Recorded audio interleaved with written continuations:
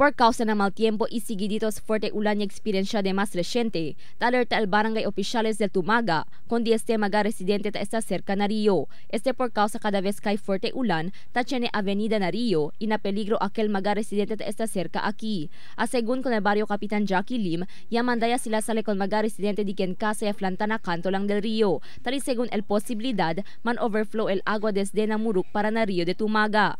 Tiene kami mga gente a planta casa. El día lang mga poste, talya sintaw na Rio.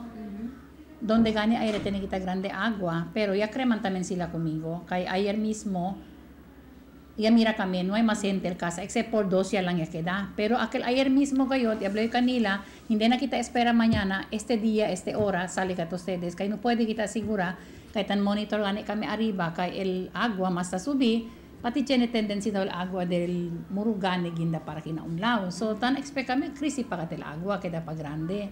So, hablé ko kanila, no maya espera, el mañana, ara mismo, sale ka to ustedes. Ara, no hay makita mga gente ya, el mga casa sintaw na Rio. Llegar según el fuerte ulan, taman monitor mga opisyales na radyo. Isisabe kaya subi al nivel del agua na dam, inseguida siya sila tamanda evacua y hasta leos na Rio con mga residente. Tadmite el kapitan que tiene cuantos el duro cabeza, itatormenta sila manda sale na lugar. Cuanto segunda tiene miedo deja con la casa, na posibilidad entra el ladrón ruba con di ila magagalamiton.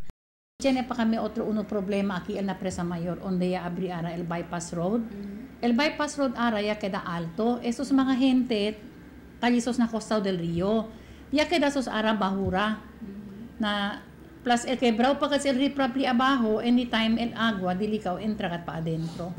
Tiene según designaw personales el barangay, quien anda casa por casa para darle warning o manda evacua con mga residente. Según pana kapitan, actualmente está pa siempre el escuela como el DIL Evacuation Center. Siendo no hay sila otro lugar donde puede poner en tal caso tiene mga evacuantes. Tapidi ahora el oficial del barangay para el cooperación del cada residente ahora a principio del tiempo de aguacero.